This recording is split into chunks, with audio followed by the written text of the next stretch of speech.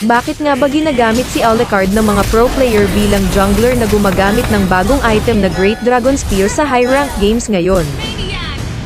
Si Alucard ay isang fighter assassin hero na may extraordinary skill set dahil sa kanyang kakayahan makapag-chase, slow, damage, magkaroon ng malaking hybrid lifesteal, at burst ng mga kalaban. Dahil sa ultimate ni Alucard ay magkakaroon siya ng 50% cooldown reduction sa ibang skills niya kaya siya ay may kakayahan makapag-spam ng skills kapag active ang kanyang ultimate.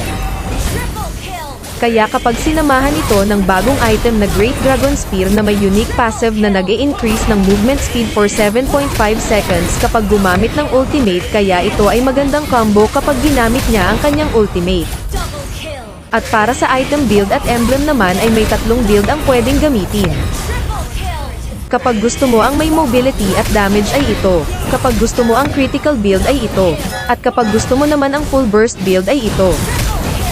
Kaya kung natapos mo ang video na ito ay pwede ba kita maging supporter kahit wala akong maibigay na skin at puro tutorial at entertainment lang ang maibibigay ko sa iyo. Kaya hindi pa rin maiiwasan ang katanungan na